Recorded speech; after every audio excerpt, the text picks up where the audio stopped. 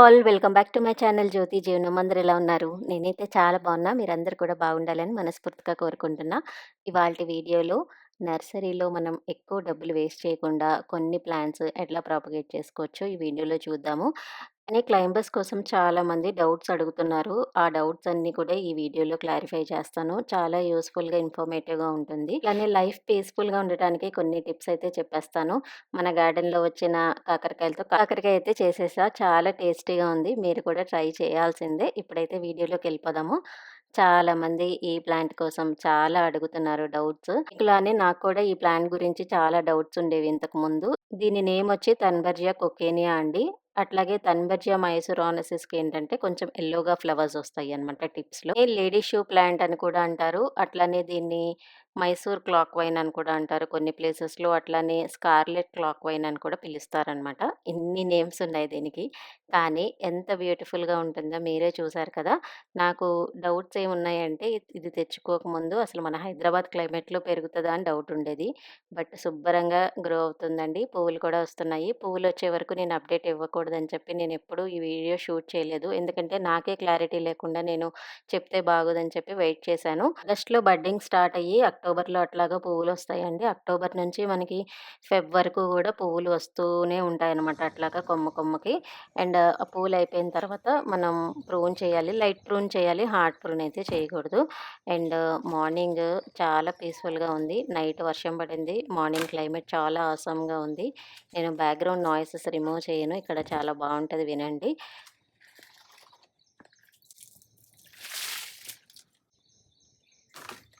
Rains పడిన తర్వాత pots కింద ప్లేట్స్‌లో వాటర్ కలెక్ట్ అవుతుంది కదండీ! సో, అది మాత్రం అట్లాగే మీరు స్టోర్ చేసి పెట్టారనుకోండి పురుగులొస్తాయి, రూట్స్ రాట్ అయ్యే ఛాన్సెస్ ఉంటుంది. మొక్క చనిపోయే అవకాశం కూడా ఉంటుంది. సో, అందుకని మనం ఏం చేయాలంటే ఎప్పుడైనా కానీ పాట్స్‌కి హోల్స్ బ్లాక్ అవ్వకుండా చూసుకోండి. జ్యోతి ముఖ్యంగా వర్షాలు పడేటప్పుడు. అండ్ వర్షాలు పడిన తర్వాత వాటర్ అంతా తీసి బయట పడేసేయండి. మీరు అదే వాటర్‌ని ప్రాపగేషన్‌కి కూడా యూజ్ చేసుకోవచ్చు. ప్రాపగేషన్‌కి యూజ్ చేస్తే చాలా బాగా గ్రో అవుతుందండి మొక్కలు. అండ్ ఇక్కడ చూస్తున్న ఎలోవెరా ప్లాంట్ ఉంది చూసారా? ఎలోవెరా ప్లాంట్‌కైతే అస్సలు వాటర్ ఎక్కువ అవ్వకూడదు. మనం 15 డేస్‌కి ఒక్కసారి పోసినా కూడా నష్టం లేదండి. ఎప్పుడైతే మనకి టిప్స్ కొంచెం యెల్లోగా అయిపోతూ ఉంటుందో అప్పుడు మనం పోస్తే చాలనమాట. అస్సలు వాటర్ తక్కువ యూజ్ చేయాలనమాట అలోవెరాకి. ఎందుకంటే దాని లీవ్స్‌లోనే వాటర్ స్టోర్ చేసుకుంటుంది కాబట్టి వాటర్ పోయాల్సిన అవసరం లేదు. Next coming to the propagation. ఇక్కడ మనం కోలెస్ ప్లాంట్ ప్రాపగేషన్ చూద్దాం. జస్ట్ కొమ్మ తీసుకొని మీరు మట్టిలో ఎట్లా గుచ్చితే చాలండి. 2 ఇంచ్ డీప్‌గా పెట్టారంటే సరిపోతుంది. మీకు ఒక 5 డేస్‌కే రూట్స్ అయితే వచ్చేస్తాయి. అంత ఈజీ గ్రోయింగ్ ప్లాంట్ ఏదన్నా ఉందంటే కోలెస్ అనమాట. అండ్ నెక్స్ట్ ఇది రియో ప్లాంట్. రియో ప్లాంట్ కూడా అంతే. రియో ప్లాంట్‌కి ఏంటంటే కొంచెం రూట్స్ ఉన్నది పెట్టుకుంటే మనకి ఈజీగా ప్రాపగేట్ అవుతుంది. మీరు రూట్స్ లేకుండా కూడా ప్రాపగేట్ చేసుకోవచ్చు. ఫస్ట్ వాటర్‌లో పెట్టి రూట్స్ వచ్చిన తర్వాత అప్పుడు మట్టిలోకి షిఫ్ట్ చేయండి.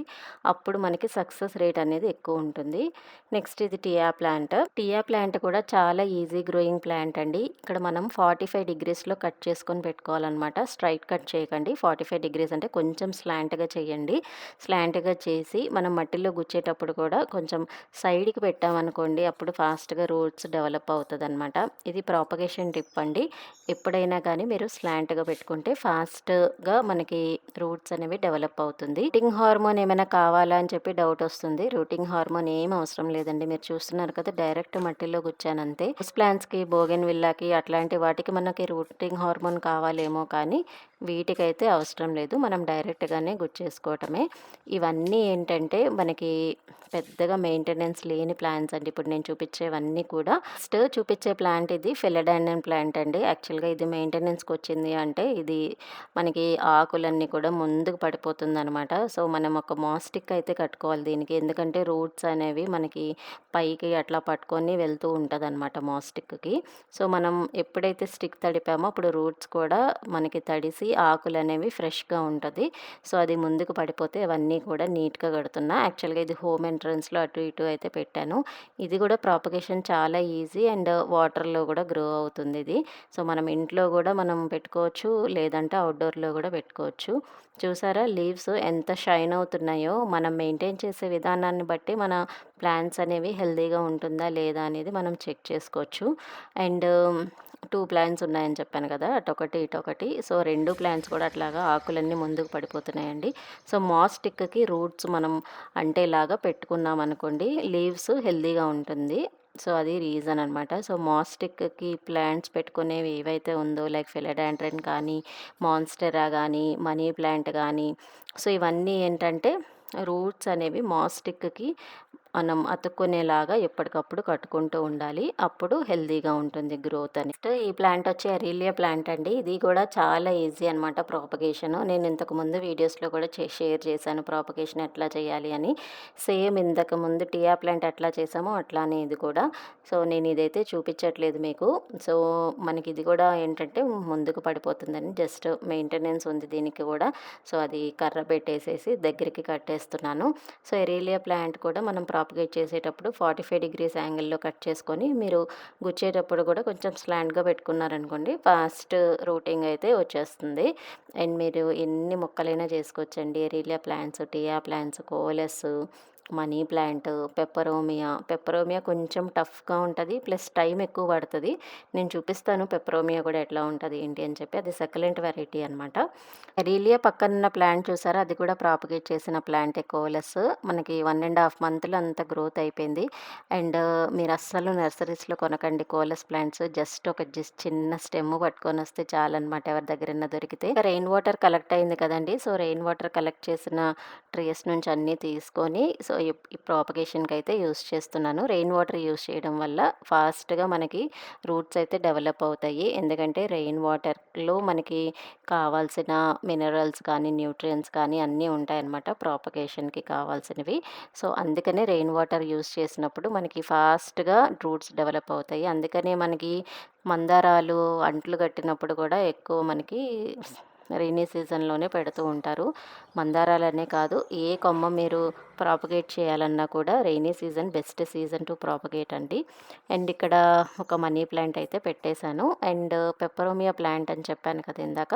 సో, ఆ పెప్పరోమియా ప్లాంట్ ఏంటంటే ఇప్పుడు నేను చూపించేదే. సో, వాటి ఆకులు ఇట్లాగా ఉంటాయన్నమాట. మందంగా ఉంటుంది. దీనికి అస్సలు నీళ్ళు ఎక్కువ పోయకూడదండి దీనికి కూడా.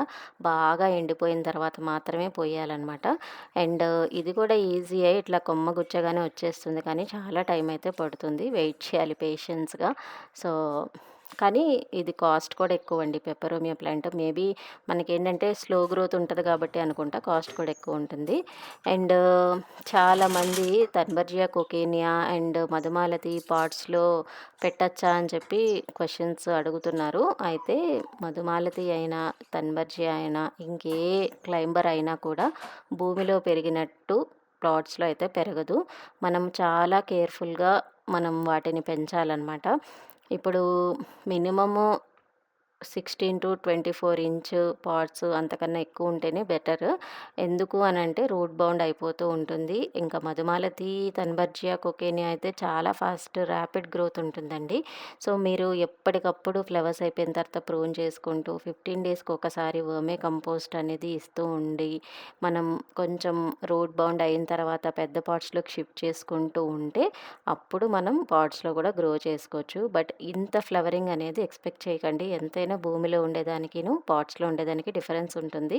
సో, ఇలాగ మీరు మెయింటైన్ చేయగలిగితే కనుక మీరు పాట్స్‌లో కూడా వేసుకోవచ్చు. ప్రాబ్లమ్ లేదు. మినిమమ్ 4-6 అవర్స్ సన్‌లైట్ అయితే మ్యాండేటరీగా ఉండేలాగా చూసుకోండి. అప్పుడే పువ్వులు బాగొస్తాయి. మీరు ఇన్‌కేస్ పువ్వులు కట్ చేయలేదనుకోండి, ఇట్లాగా మనకి విత్తనాలు ఫార్మ్ అయిపోతూ ఉంటదనమాట మధుమాలతికి. అందుకనే ప్రతిసారి పువ్వులు అయిపోయిన తర్వాత మనం ఆ బ్రాంచెస్ అన్నీ కట్ చేసేయాలి. బ్రాంచెస్ కట్ చేసేస్తే మనకి కొత్త స్టెమ్స్ వచ్చేసేసి ఇంకా పువ్వులనేవి బాగా వస్తాయి. నేనింక కొన్ని పువ్వులు అట్లానే ఉన్నాయని చెప్పి కొన్ని మాత్రం కట్ చేసి, ఇంకా కొన్ని పువ్వులు ఉన్నవి అట్లానే వదిలేశాను. మరీ బోసిగా అయిపోతుందని. సో, ఇవన్నీ కూడా మార్నింగ్ నేను ఎర్లీ మార్నింగ్ చేసేసానండి. 6-8 అయితే చేశాననమాట. సో గార్డెనింగ్ చేస్తూ ఉంటే ఎంత టైం అయినా అస్సలు సరిపోదు. అండ్ ఇలాగ మనం మినిమమ్ టైం స్పెండ్ చేస్తేనే గార్డెన్ అనేది నీట్‌గా ఉంటుంది.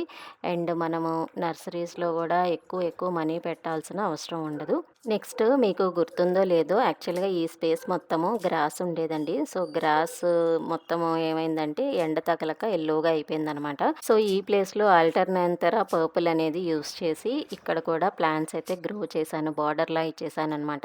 ఈ ప్లాంట్ ఏంటంటే బార్డర్ ప్లాంట్స్‌కి అండి బాగా యూజ్ అవుతుంది. మనం ఎప్పటికప్పుడు కొంచెం హైట్ అయిన తర్వాత కొంచెం ఒక 1 ఫీట్ వరకు ఉంచుకుంటే బాగా కనిపిస్తది. సో, నెక్స్ట్ ఇంకా ఇక్కడ మనీ ప్లాంట్ ఫ్రెంచ్ డోర్‌కేసాను కదా! సో, ఇది కూడా బాగా గ్రో అయిపోయింది. అండ్ మనకి కింద వరకు వచ్చేసిందనమాట. సో, మనం కింద ఇంకేం కట్టలేదు కాబట్టి, ఇంకా ఎక్స్‌ట్రా ఏదైతే ఉందో వాటి లీవ్స్ కొన్ని తీసుకొని ప్రాపగేట్ చేద్దామని చెప్పి అనుకుంటున్నాం. సో, అన్నిటికన్నా మనీ ప్లాంట్ చాలా ఈజీ గ్రోయింగ్ ప్లాంట్ అండి. అందరికీ ఎప్పుడు నేను చెప్తూనే ఉంటాను. బట్ స్టిల్ మళ్ళీ చెప్తున్నాను.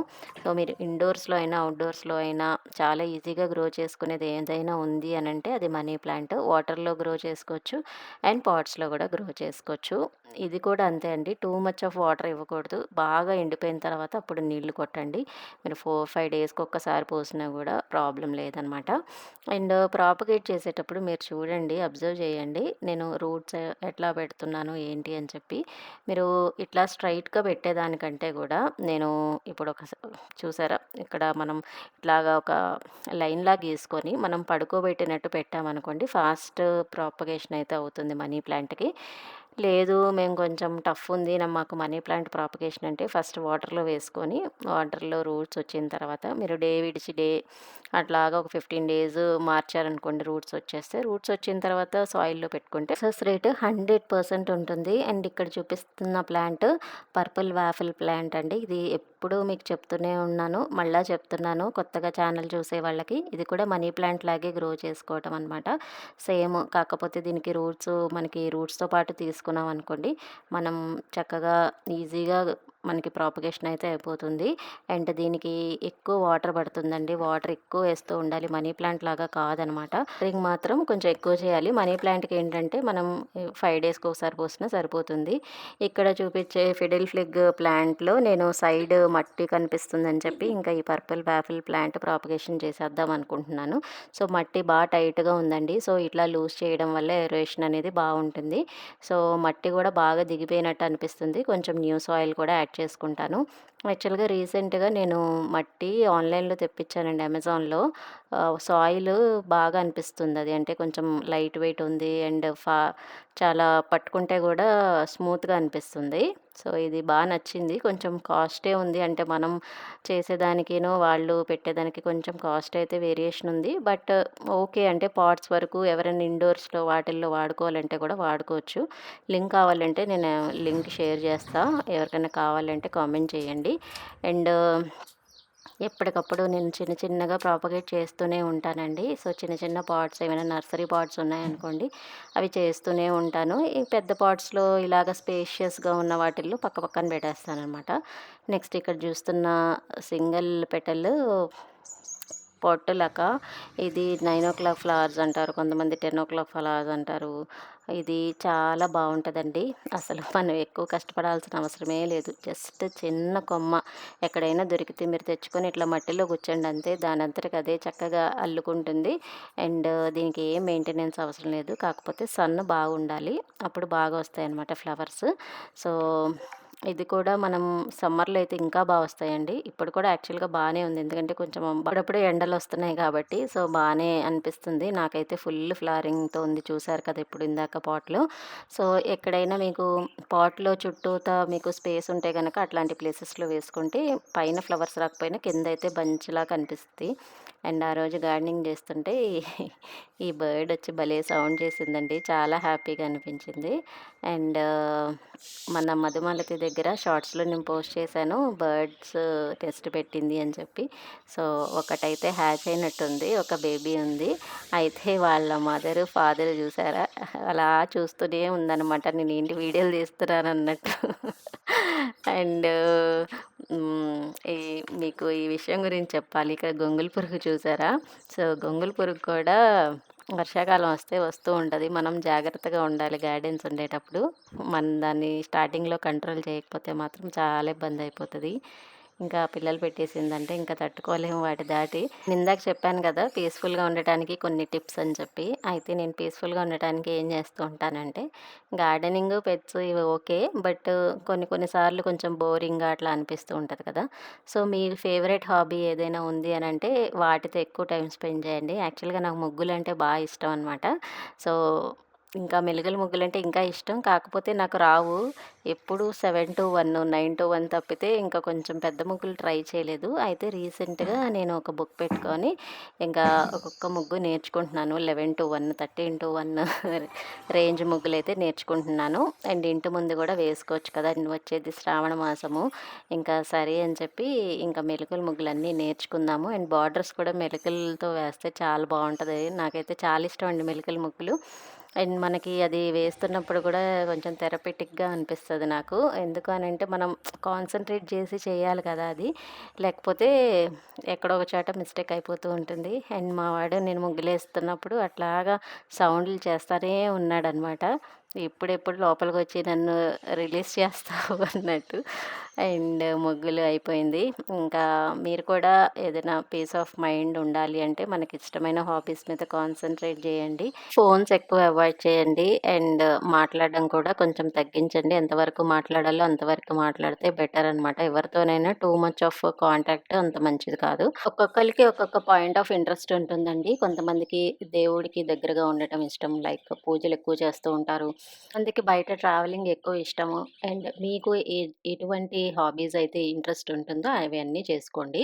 అండ్ పీస్ ఆఫ్ మైండ్‌కి నేను చేసే ఇంకోటేంటంటే too much of discussions, arguments అవన్నీ కూడా కొంచెం చేయననమాట. ఏదన్నా ఒక విషయం ఏదన్నా వచ్చిందనుకోండి, సైలెంట్ అయిపోతాను. అండ్ కొన్ని డేస్ తర్వాత అది ఆటోమేటిక్‌గా సబ్సైడ్ అయిపోతుంది. అన్నోన్ పర్సన్స్‌తో అయితే ఇంకా కంప్లీట్‌గా కట్ ఆఫ్ చేసేస్తాను. సో, ఇది నా పీస్ ఆఫ్ మైండ్‌కి కొన్ని టిప్స్ అనమాట. అండ్ కాకరకాయ గుత్తి కాకరకాయ చేద్దామని చెప్పి అనుకుంటున్నా. అయితే గుత్తి కాకరకాయకి కొంచెం చిన్న కాకరకాయలుంటే బావుండేది సైజ్ కానీ, బట్ నాకు అవి చెట్టు కాయలు గదా! సో, చెట్టు కాయలు గూడా విత్తనం డిఫరెంట్ ఉంటదండి. నాకైతే పొడుగువే ఉన్నాయన్నమాట. సో, సరే అని చెప్పి ఉన్న వాటితోనే అడ్జస్ట్ చేసి చేస్తున్నాను. ముందుగా పైనంతా కొంచెం పీల్ చేసేసి మధ్యలో ఇట్లా ఘాటు పెట్టుకొని విత్తనాలు ఏదైనా ఉంటే రిమూవ్ చేసేసేయండి. లేదు కొంచెం లేతగా ఉందంటే ఉంచుకోవచ్చు. నేనైతే అన్ని కాకరకాయలు విత్తనాలైతే తీసేసాను. అసలు మాక్సిమం విత్తనాలు అసలు ఫార్మ్ అవ్వలేదు ఇంకా. ఇంకా లేతగా ఉన్నాయండి. సో, అందుకనే అనుకుంటా టేస్ట్ కూడా చాలా బావుంది. నేను ఇది ఇలా చేయడం ఫస్ట్ టైమ్ అనమాట. డిఫరెంట్ డిఫరెంట్ మసాలాస్ వేసుకోవచ్చు. మనం ఒకటే వేయాలని ఏం లేదు. కొంతమంది పల్లీలతో చేస్తారు. కొంతమంది ఎండు కొబ్బరితో చేస్తారు. కొంతమంది గుత్తొంకాయకి ఎట్లాగైతే స్టఫ్ చేస్తామో అట్లా చేస్తారు. సో, దీంట్లోనే చాలా రకాల మసాలాలు వాడుకొని మనం డిఫరెంట్ డిఫరెంట్ స్టైల్స్‌లో చేసుకోవచ్చు. నేను చూపించే వెరైటీ అయితే ఇది. నెక్స్ట్ టైమ్ ఇంకో వెరైటీ చూపిస్తాను. అండ్ మనం చేదు పోవాలంటే కొంచెం ఉప్పు వేసి బాగా మిక్స్ చేసేసి ఒక 10 మినిట్స్ అట్లా పక్కన పెట్టేశారనుకోండి, దాంట్లో ఉన్న రసం అంతా బయటకొచ్చేసి చేదైతే పోతుంది. ఉప్పు కలిపిన కాకరకాయలు పక్కన పెట్టేశాను. ఈలోగా మసాలా అయితే చేసేసుకుందాము. దానికోసం ఎండు కొబ్బరి అయితే తీసుకున్నాను. సో, నేనైతే ఆల్మోస్ట్ 10 కాకరకాయల వరకు తీసుకున్నానండి. దానికి ఒక హాఫ్ చిప్ప వరకు ఎండు కొబ్బరి అయితే వేశాను. దాంట్లోనే ఉప్పు, కారము, 2 టేబుల్ స్పూన్ల ధనియాలు అండ్ అట్లాగే ఒక టేబుల్ స్పూన్ జీలకర్ర వేసుకుంటే సరిపోతుంది. సో, దీనికి ఎక్కువ మసాలా కూడా అవసరం లేదు. సింపుల్ మసాలా అండి దీనికైతే. ఇంకా మనం గుత్తొంకాయలాగా చేస్తే గనక చాలా పెద్ద ప్రాసెస్‌లో వెల్లుల్లి చాలా మెయిన్ అనమాట. సో, వెల్లుల్లి లేకపోతే ఆ ఫ్లేవర్ అనేది రాదు. మీరు టూ మచ్ సాఫ్ట్‌గా ఏమి చేయాల్సిన అవసరం లేదండి. లైట్‌గా బరగ్గా ఉంటే సరిపోతుంది. మీరు కావాలంటే మసాలా రోట్లో గూడా రుబ్బుకోవచ్చు. నేనైతే మిక్సీలో వేసేసాను. సో, ఇది అయిపోయిన తర్వాత మనము ఇందాక కాకరకాయలు పక్కన పెట్టుకున్నాం కదా! దాంట్లో రసమంతా బయటకొచ్చేస్తుంది. సో, దాంతో పాటు చేదు కూడా పోతుంది. కొంతమంది పసుపు కూడా వేసుకుంటారు. నేనైతే ఓన్లీ ఉప్పు వేశాను. యాక్చువల్‌గా మనం డైరెక్ట్‌గా గూడా ఫ్రై చేసుకోవచ్చండి. ప్రాబ్లమ్ లేదు. మీరు చేదు తినగలిగితే గనక డైరెక్ట్‌గా చేసేసుకోవడమే బెస్ట్. నేనైతే కొంచెం ఆయిల్ ఎక్కువ పడుతుందండి. ఎందుకంటే మనకి ఫ్రై ఐటము అందులోనూ కొంచెం మసాలా వేసాం కాబట్టి కొంచెం ఆయిల్ ఎక్కువే పడుతుందనమాట. ఫస్ట్ అయితే కాకరకాయలన్నీ కొంచెం షాలో ఫ్రై అయితే చేసేసుకోవాలి. సో, మనం కట్ చేసుకున్నవన్నీ కూడా ఇలా వేసేసుకొని సిమ్‌లో మీరు అన్నీ కూడా ఫ్రై చేసుకోండి. మాడకూడదు. 70-80% వరకు ఆల్మోస్ట్ కుక్ అయిపోవాలనమాట ఇక్కడే. మనం మసాలా ఏసిన తర్వాత ఒక 5-7 మినిట్స్ ఫ్రై చేసుకుంటే చాలు. ఎందుకంటే మసాలా వేసిన తర్వాత మాడిపోతుందనమాట. సో, అందుకని ఇక్కడే మనం 80% వరకు కుక్ చేసేసుకుంటాము. మధ్యలో కాకరకాయలని అటు ఇటు తిప్పుకుంటూ ఫ్రై చేసుకోవాలండి. లేకపోతే మాడిపోతుంది. మీరు దగ్గరుండే ఫ్రై చేసుకోండి. మాడిపోతే టేస్ట్ అస్సలు బాగోదు.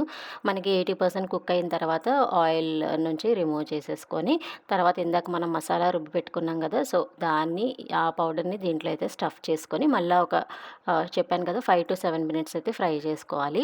ఇది కొంచెం చల్లగా అయిన తర్వాత చేసుకోండి. నేను వేడి మీద చేస్తున్నాను కాబట్టి స్పూన్ యూజ్ చేశాను.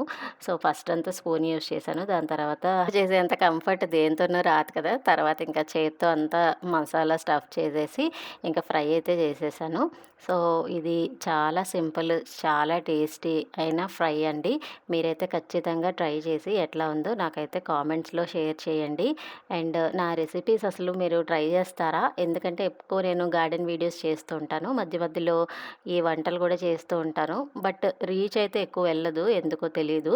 మేబీ వంటలు నచ్చక లేకపోతే మేబీ మెయిన్ కంటెంట్ గార్డెనింగ్ అనా ఏంటో నాకు అర్థం అవ్వదు. ఎవరైనా నా రెసిపీస్ ట్రై చేసిన వాళ్ళు ఉన్నారా? ఉంటే కనుక ఖచ్చితంగా కామెంట్ చేయండి. అండ్ ఏ రెసిపీ ట్రై చేశారు? వచ్చిందా లేదా కూడా చెప్పండి. నెక్స్ట్ నాకైతే చాలా నచ్చిందండి కాకరకాయలు ఫ్రై.